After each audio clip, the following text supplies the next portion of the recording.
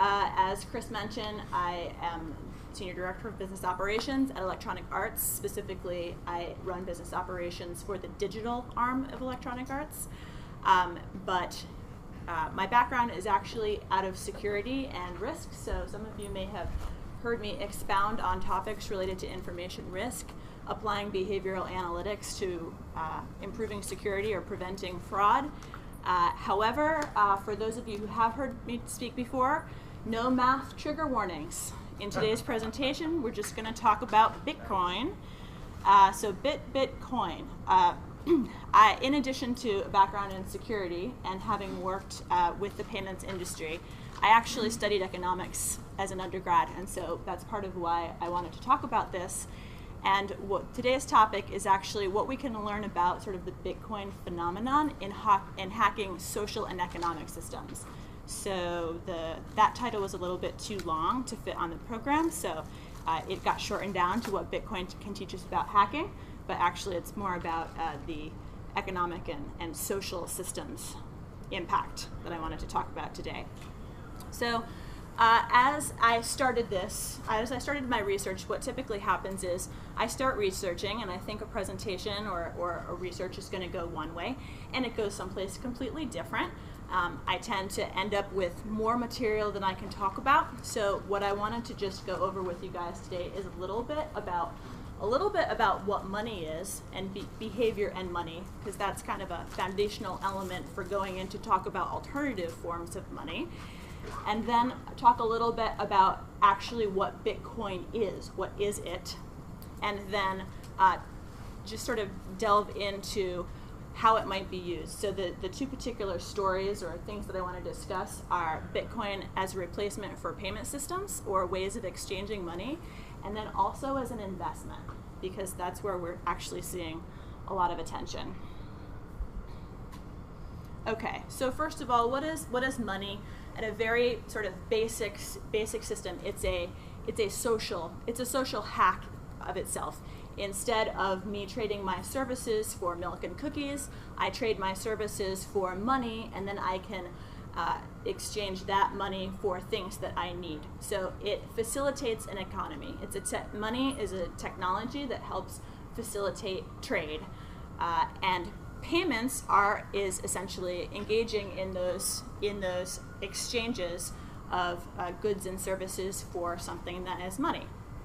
Now, there are actually lots of different types of money. So if you've heard or read any articles that are proselytizing cryptocurrencies, they talk a lot about how it is better than fiat currency and it could be a replacement for fiat currency being currency that is backed by the government. But actually, cryptocurrency doesn't necessarily need to compete with a fiat currency. Most economies have actually supported multiple types of money at any time. So fiat currency we could call a public currency. There are many private currencies. So one example that the literature always gives for some reason is cigarettes and prisons. So there's an example. Another example is company scrip. So that would be a privately issued currency that, say, folks could use at work, or if you're living in a mining company and you're a miner, then you may use company scrip as opposed to, and this is sort of looking back in the past, but you could use that instead of a state-issued currency. So the really interesting thing about money, though, is that even though economics, when you study economics, we like to consider these ideas of economically rational actors who are able to effectively price things and then exchanges of money for services or goods is very efficient. Actually, there's a lot of sort of mental games that we can play on each other when dealing with money. The first thing is that people are actually really terrible at valuing things. People usually value things relative to other things, and so their set points can be manipulated. So for example, I could hold up a pen, and depending on the previous discussion, the group might say, oh, this pen is worth $1, or we might say the pen is worth $50. So we have sort of relative set points that we work against.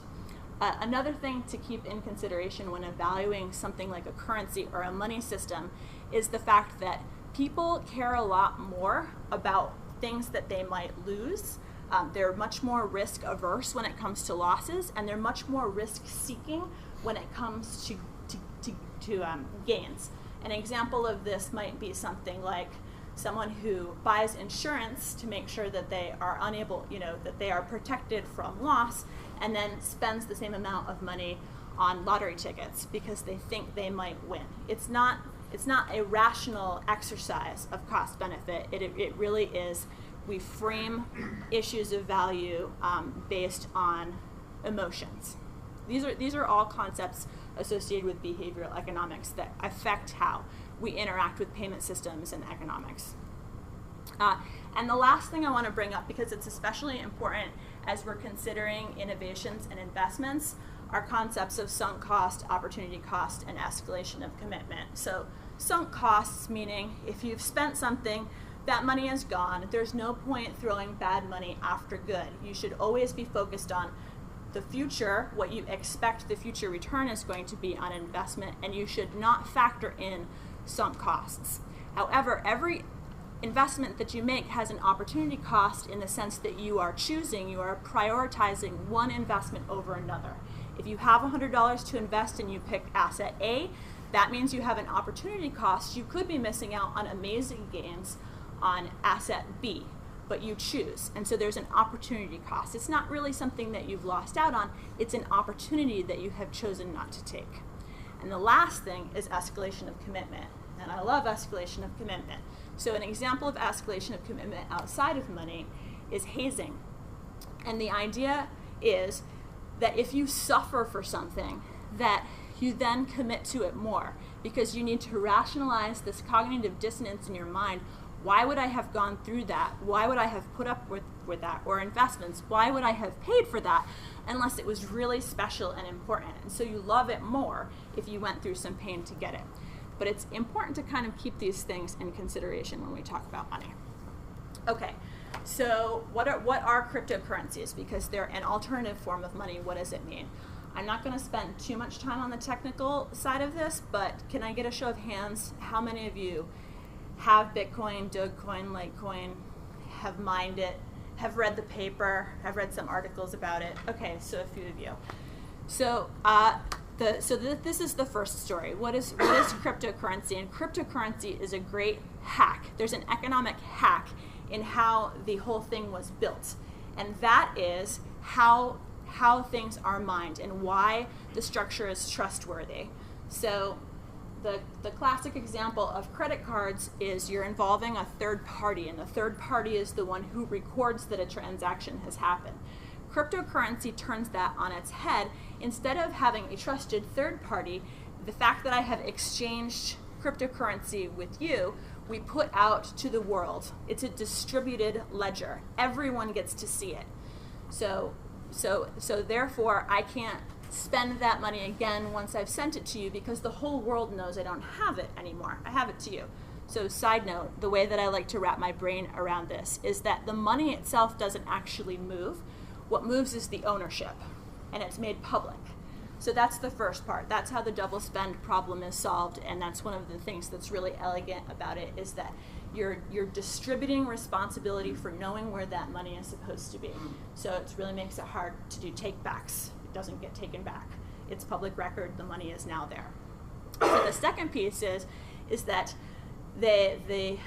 the proof of work of validating that transaction has taken place is getting harder and harder, and so people are incented to be part of this verifying the transaction has taken place by the fact that they might be able to earn Bitcoin off of it. So this is what mining is, and this is the proof of work that folks are talking about.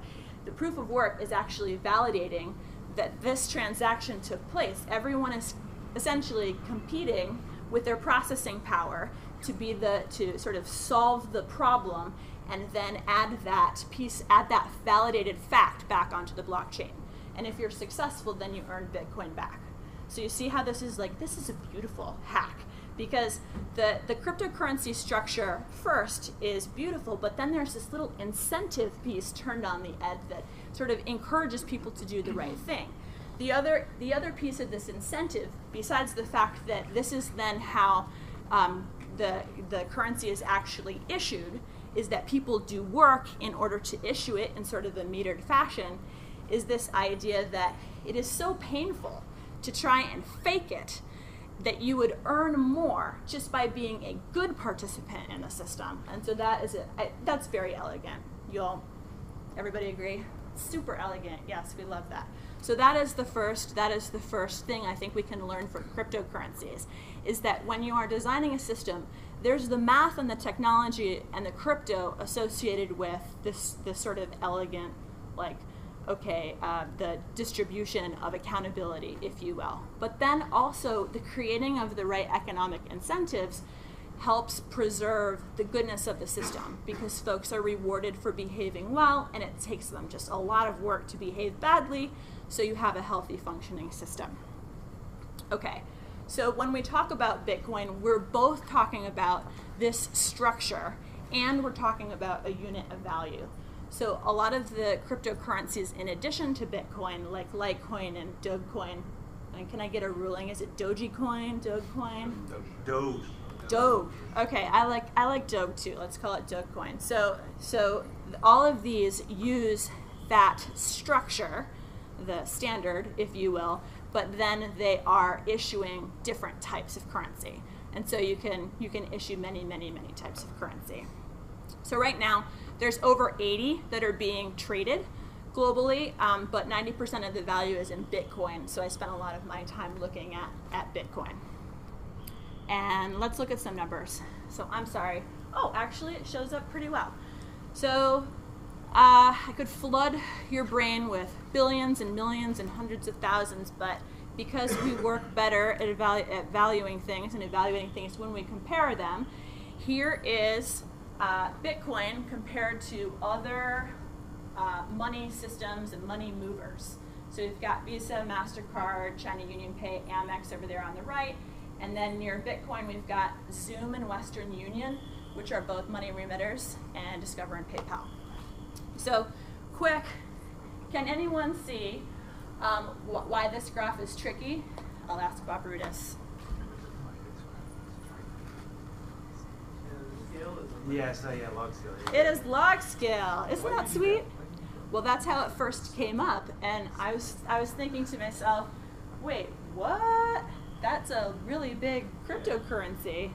And then, oh, okay. Linear.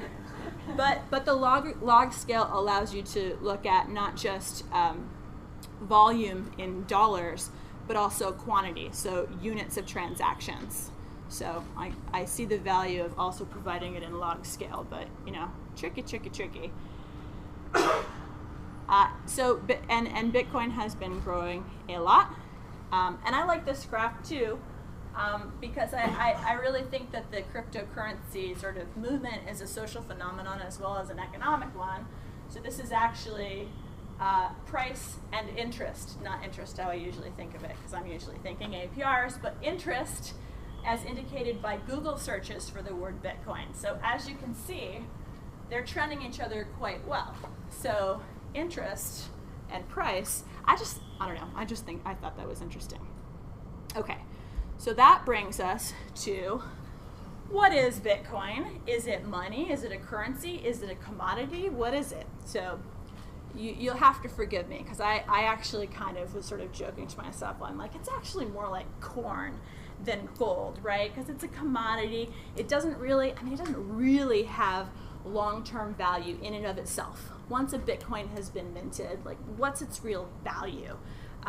It is not really a commodity-backed currency like dollars issued on a gold standard. It is actually very ephemeral. And in fact, the Bitcoin and cryptocurrencies have more in common with fiat currencies than folks would like you to believe. They're both representational currencies, meaning the face value is worth more than whatever it is sitting behind it, right? It's the word of the government. It's the word of this distributed system. That's different than a gold reserve or commodity-backed currency because the gold has value behind it. So, oh, and the reason why I picked corn is because anyone into food politics? Well, I kind of like corn as an analogy because, number one, corn wouldn't really exist without humans. As a plant, it just requires agriculture, the technology of agriculture to make it happen. So there's that. And then, shoot, that was basically it. It's poppy? I can't remember. What? Whiskey Rebellion. Whiskey Rebellion, yes. So, the other reason why it's like corn is because besides requiring the technology of agriculture to make it happen, it also, so it actually is not as valuable as the industry would want you to believe, which is why we have all of these derivative uses that are of corn that are subsidized, which I kind of finally interested. They're trying to make the market happen. They're trying to make fetch happen. If you've ever watched Mean Girls, I really, really love that quote. Stop trying to make fetch happen. It's not going to happen. Well, here it is. It's happening. It's here. It really is here. Okay, so my personal opinion is that Bitcoin is a commodity as opposed to a currency, but I also don't want to be too snobby about currencies. So that's my opinion. And the world hasn't quite figured it out. There's been different legal groups that are responsible for legislating different areas that have sort of come up with different conclusions. I think China prohibited its use by banks. Like, they don't want banks engaging in Bitcoin-based businesses. They want their banks to be using Chinese currency. The Commodities Exchange Commission has not yet decided. They're looking at it, trying to figure out if it's them or not. However, the exchanges have been ruled to be money services businesses, like Western Union, like PayPal. So money services businesses are not banks, but apparently Bitcoin-related services are considered money services. So that's just kind of a FYI, pay attention to that. And then if you are involved in Bitcoin and you had to file taxes in the United States this year, you might have been happy or unhappy. Either way, the IRS did finally release rulings that earnings on Bitcoin are essentially subject to capital gains tax. So if you've held a Bitcoin for less than a year, So it's being taxed as property. It's being taxed as an asset. And the legislators are still trying to figure out what they're going to do. But the fact that the exchanges were labeled money services businesses, I think you could consider foreshadowing. The regulators are coming. Slowly, but they're coming. I'm glad they're going slowly, aren't you? Innovation. Okay, so let's talk really quickly about what Bitcoin can be used for as a payment system, because that's usually how folks want to talk about it. They describe it as, oh, I can send you money for free. I don't have to worry about credit cards anymore. I don't have to carry around that dirty, horrible, foldy cash stuff or the heavy coins. I can just send it to you, mobile phone to mobile phone or computer to computer. So some of the actual functional technologies that we are looking to replace with things like cryptocurrency are person-to-person payments and shopping on the consumer side, and then on the merchant side, or folks who are receiving money,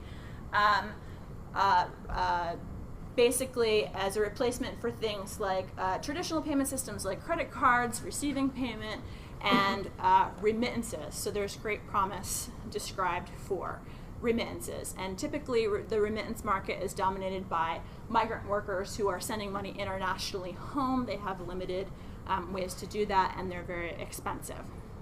So I want to talk about how much that something is free costs, because when folks describe cryptocurrencies, they explain you totally want to accept cryptocurrency because it's free, right? Okay. So let's look at what the business model is right now for credit cards and PayPal and things of that nature, which I'm fairly familiar with, which is, excuse my little block diagrams and my marshmallow man, but let's just say the marshmallow man is a consumer who wants to buy something that's worth $100, set point irrelevant, whatever, it's $100. He wants to give it to the merchant who's represented by a terminal. And typically in credit cards, fees that are charged to merchants on a payment are 2.5%. And what happens is, there's these relationships between participants in the payment system. So the consumer has a bank, that's called their issuer, the credit card issuer. And then the merchant also has a processor or a bank called an acquirer. And those are who they typically interact with. And those banks or processors are hooked together by a network. So when I pay Bob $100 for being awesome, he's going to have to, he is actually, whoa, okay, presenter view, aren't you crazy? Okay, we'll just go that way. He's really only going to get $97.50 because that $2.50 fee is going to get split between the acquirer, the network, and the issuer. By the way, who's the big winner in this? The issuer, man. But the issuer has to pay for a lot of things in addition to the actual transactional cost associated with maintaining their relationship with the consumer, and there's probably some credit risk bulked into there too. But anyway, what a racket, right? Everybody gets to make money, and it's the merchant and the consumer who are doing most of the interacting in this transaction. And because this is a financial services payment system in the United States, we'll just work with the US for now. We've got Reg E, Reg Z, FDIC, credit, and ATM fees as other potential things that might cost money for participants in the system. What are Reg E and Reg Z? You consumers want to know this. This is why you don't have liability when there's unauthorized access to your account. And what is FDIC? That's the balances of those banks are insured against loss. So this is some of what your taxes are paying for. Essentially, these types of consumer protection legislation and programs like FDIC, which is insuring you against loss of other participants in the system. In addition, the payment card system in the US, there's a lot of credit in there. So credit issuance, the card is just the payment mechanism. In addition to the payment itself, there's also a credit product that you may have available to you, which increases your ability to pay in some situations. And lastly, there are ATM fees and ATM access, and then there's all other things like paying for checking or not, overdraft fees or not, etc., etc. Okay, so what's next? What's next is the beautiful, glorious cryptocurrency system in which I can give Bob $100 and he doesn't have to pay anyone anything because the payment network is distributed and it's open source and everyone they are paid for participating by earning bitcoins. Just a few wiggly things there though, which is that I can't actually send Bob $100 right now. I have to send him the equivalent in Bitcoin, which means that I either need to convert money into Bitcoin or I need to have a mining operation on my own. We'll put a pin in mining. We'll come back to mining in a moment. But at the basics, I'm going to have to convert. And then when he receives the Bitcoin, he has some choices. He can withdraw it, which is what a lot of merchants today are doing, like Overstock, right? They're accepting Bitcoin, but then they're taking it out. They're using an exchange or a processor to get them dollars by the end of the day, so they don't have to deal with the volatility. So Bob also has that choice. He can withdraw immediately to dollars, or he can store it on his computer in cold storage, whatever. He has choices, or he could spend it immediately, which is kind of like withdrawing. So, who can help us? Who can help us with these problems of converting and withdrawing? Which, by the way, oh, look at that. So we have now, instead of issuers and acquirers, we have wallet providers and we have exchanges and gateways. And all of, I mean, there's sort of, it's, some folks do more than one thing and their pricing structures are different. But in looking at the most popular ones, look at this. They charge 1% for taking money in or letting money or converting one way or converting the other. So, so I get charged 1%, which means that I need to convert, let's just say it's $101 into Bitcoin so that I have $100 worth of Bitcoin to give Bob.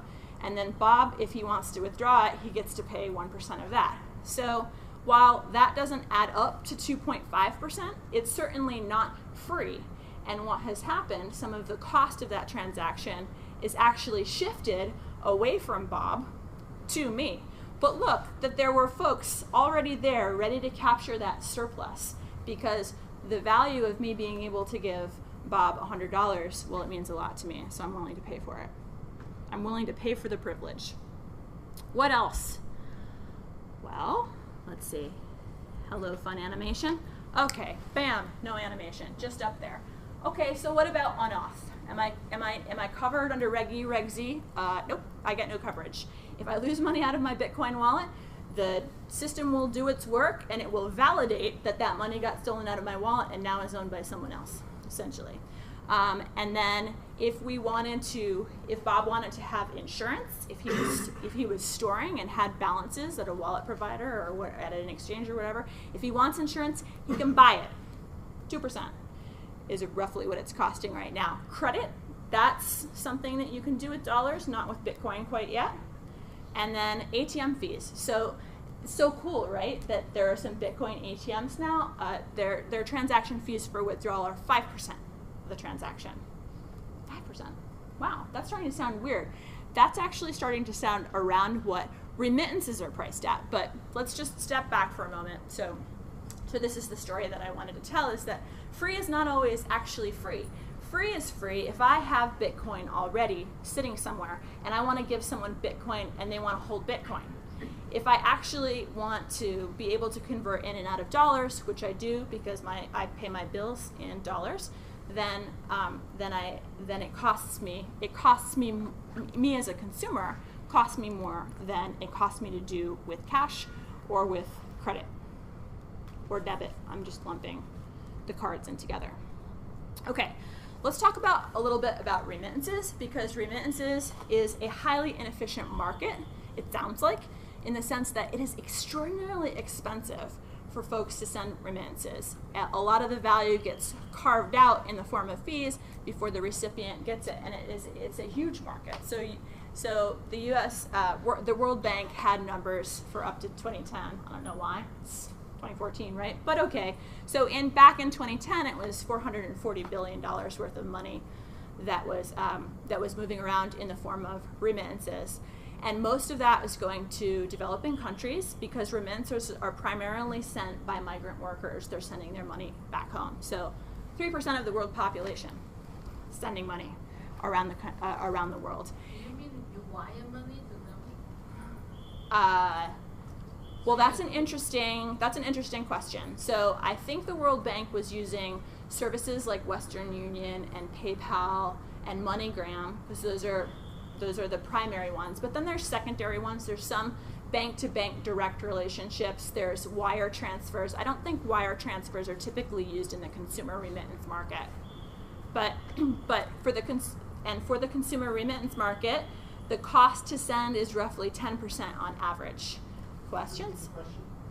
Oh, the question was, did I mean wiring money? And I meant maybe, sort of, because of the World Bank numbers, but primarily focused on consumer remittance products. Yes, Trey? Outside of the U.S. market, direct wire transfer is frightening. Okay. Oh, Trey said outside of the U.S. market, direct wire transfer is frighteningly common. Okay, I believe you. So, and for the consumer remittances, whatever that includes, I'm not sure if that includes wire transfer or not. I think maybe because they were focused on cost for the receiver to receive the funds, is 10% on average. Yes, Patrick? There's an Islamic variety of this. I don't know the name of it in Arabic, where you have agents in each country, and it's based on trust. I don't know what the fees are, but I would venture to guess that all of those migrant workers in Turkey, in the Persian Gulf, are probably bypassing traditional systems altogether. Yes. Called what? Yeah. Yes. So there are also, I don't know the extent of how this was incorporated into World Bank. I'm sure it's ginormous. Okay. So a thing to keep in mind about that cost to send, though, of 10% is that in addition to the fact that, well, a lot of these a lot of the real-world remittance locations are co-located with folks who offer services like check cashing, and they're physical locations, so they have a lot of operating costs to cover, and they also need to pay foreign exchange fees because these are actually, these money flows are going through traditional systems, and they have quite a bit of risk. And it's not just fraud risk, there's also there's a blend of credit in there, especially if it's co-located with a check cashing service. So some of the issues that make the remittance market inefficient are both access problems as well as transaction cost issues. And by the way, remember that, you know, our super cheap cryptocurrency is already, the ATM fees are at, say, 5%, so interesting how this is going to develop out for remittances. I thought it might be useful to just kind of look at, I think this is a day's worth of data, so this isn't representative, this isn't fully representative, but this is sort of the flow of capital. So you can kind of, the darker countries are the ones that are sending or engaged in more transactions. And to keep in mind, remittances, the biggest corridors coming out of the US are Mexico, China, India, and the Philippines. So China's dark blue, so even though I don't know if it's entirely legal in China at the moment, it depends on how they're engaging with the system, but you see that Mexico and India and the Philippines do not appear to be part of this cryptocurrency phenomenon. Just point of reference. Okay, so this was the sort of second piece of the story. The first was the social hack of cryptocurrency itself.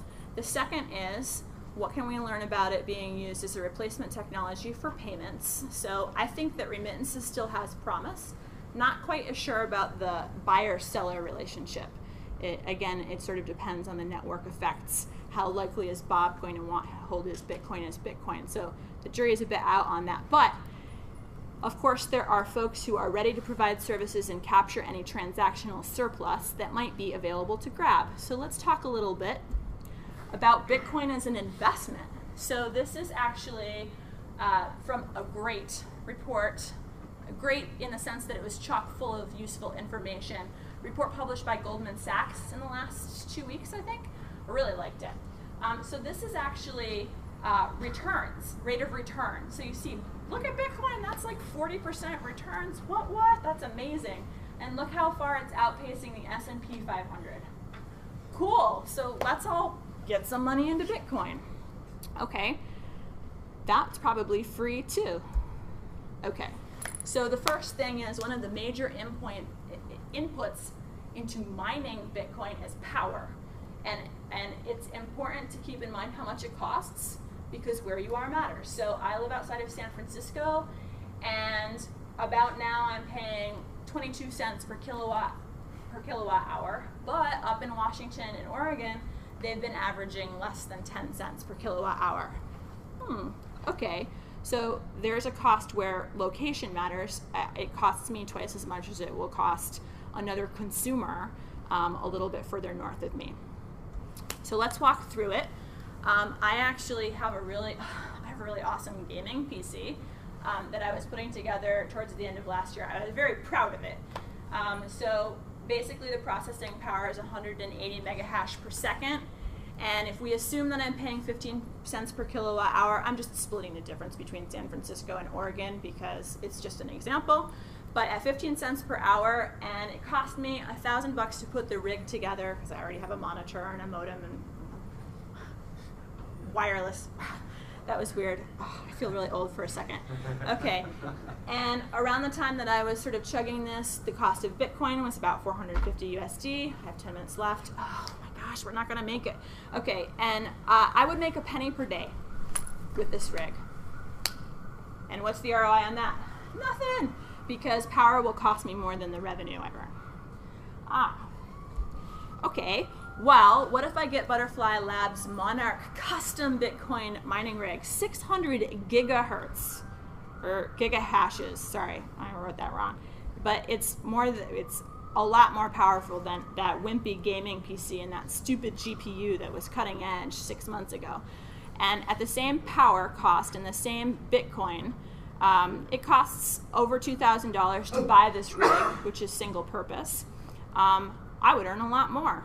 So I would be earning 0.06 Bitcoin per day and spending $1.26 on power. So I would break even in 88 days, and then I would just be minting money.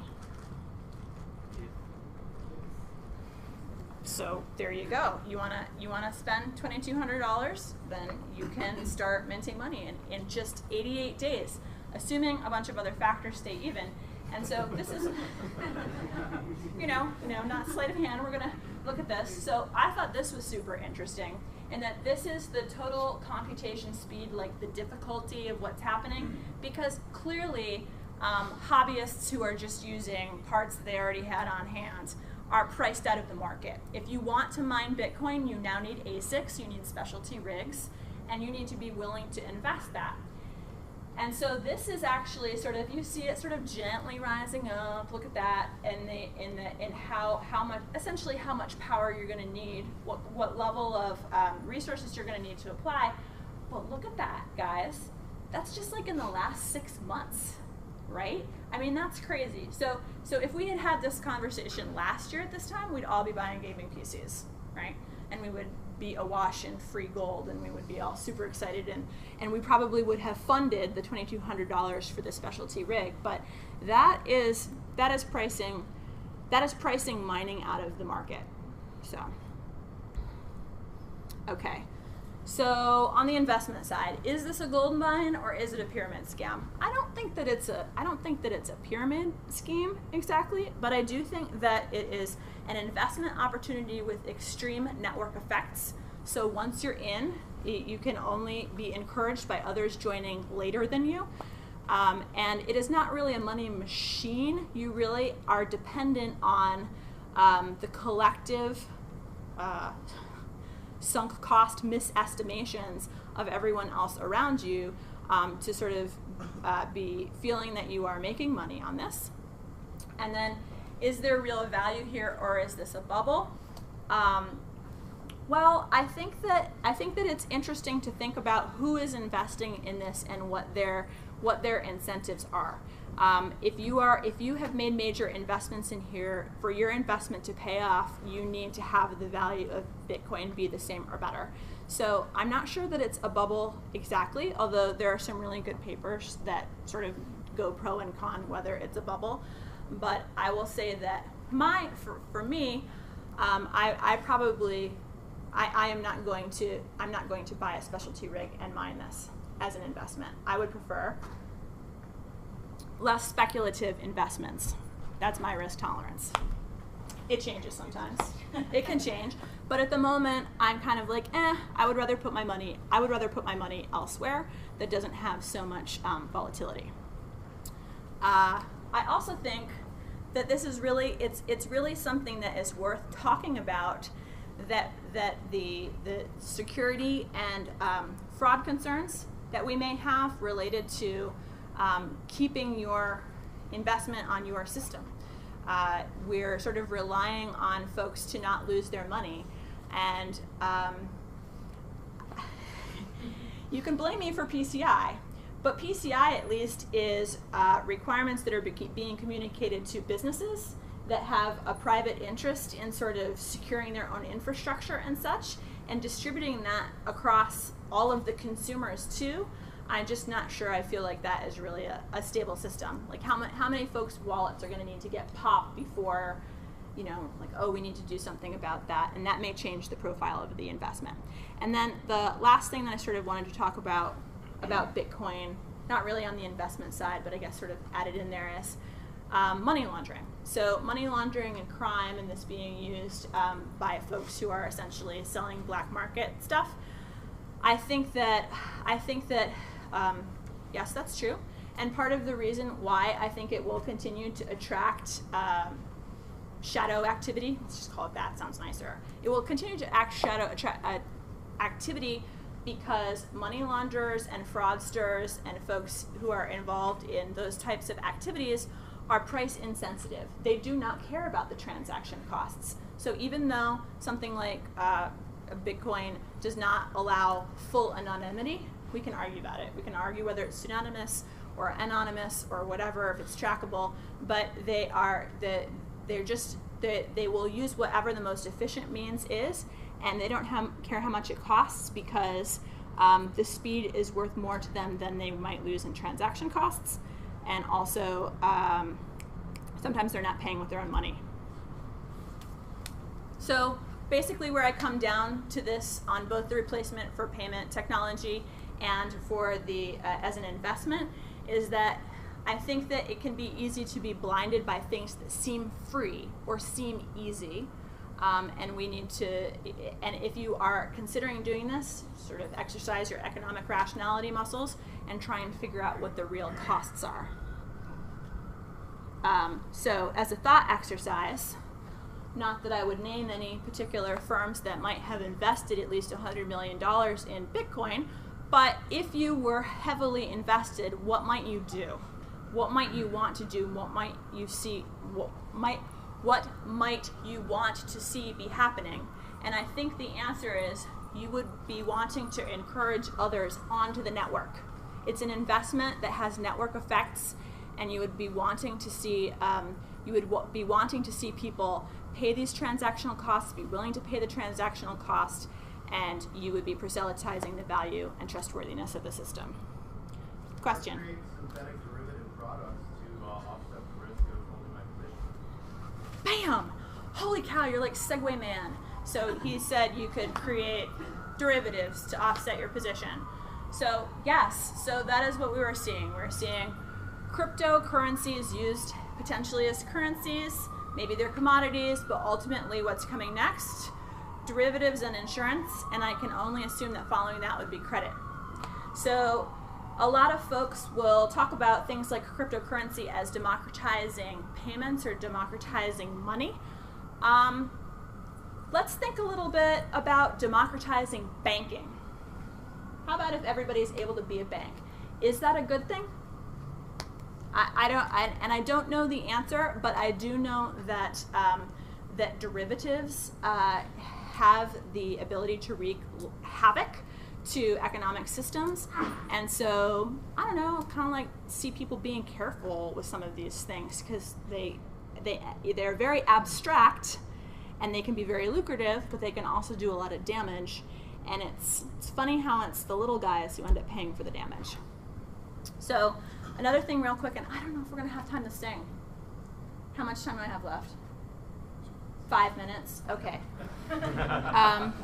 One of the things that I wanted to do was I actually wanted to map out some of the network graphs associated with this. And I recommend you go check out this blog, anonymityinbitcoin.blogspot.com. Fantastic research work. This is actually, they're sort of mapping out theft and what happens because there will be a value transfer and there will be diffusion, and then things will come back, pretty typical to money laundering. So wrap it up. Oh yeah, the future is now. Bitcoin has happened. It's not making fetch happen. Cryptocurrencies are here. And like Project Mayhem, you get involved. You determine your own level of involvement, and think about some of the incentives that are driving the people who are giving you information about some of these things before you jump in, because the math of it really matters. So sorry, I guess there is a little bit of math in the sense that as you enter a payment system, what are the transactional costs, and suddenly are you paying them when they're subsidized? When you're paying in other systems, it's just useful to keep track of these things and understand if you're engaging in an ROI positive or an ROI negative investment. And then as you consider this, I like Dogecoin. I see some really interesting things happening where essentially private currencies are being adopted by a small social system. That can really, there's a lot of advantages to that, but I am not interested in Bitcoin in a speculative investment way. So that's kind of, and so I'm disclosing my personal view. So I hold no Bitcoin. I've done some mining, I've done some stuff, but I actually, I'm more interested in the smaller offshoots and the innovative things that they're going to be inspiring. What? Oh yeah, okay, so It's kind of a tradition at the end of the talks that I have given over the past few years. I always end up bringing it back to risk, because ultimately how you engage in things like this is based on your risk tolerance, which can change. 0 minutes left. We're just gonna go like 1 or 2 minutes over. So thought, okay, so basically I've done it again. I've brought it back to risk. But is it a risk roll or is this a bit troll? I'm not sure. And so someone said after the Newsweek article came out that it would essentially break the internet if he had come out at the press conference and instead of saying that he was not Satoshi, if he had started singing Never Gonna Give You Up, it would break the internet. And so I was wondering, since this is taped, do you guys want to break the internet with me? Really quick? No? Yes? No? Well, it's going to happen. Okay, so maybe this is just how you end up leaving, but Good way to clear the room. it'll clear the room. But sing with me, please, because we really don't want my voice to be the one that's taped. Is it going? Uh-oh. Oh no! Failure! You already broke it. I broke it. That's in. That's in. That's live. You could hear it? Why don't I just take this off? Because we're leaving anyway, right? Hold on. Don't forget your forms, please. Aw.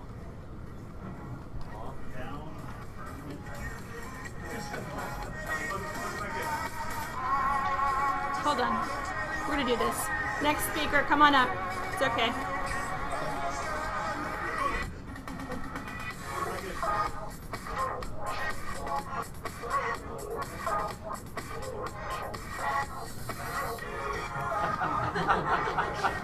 We'll get through one slide and then one chorus, and then we'll take it away.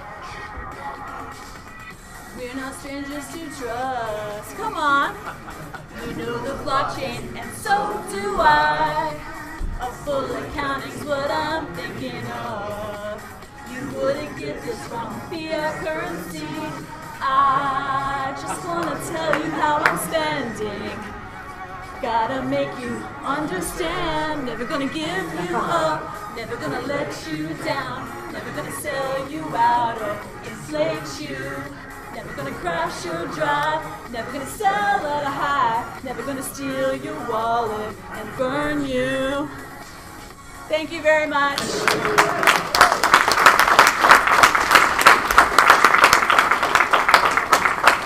you have any questions, come on up. I'm gonna let the other speaker take the floor.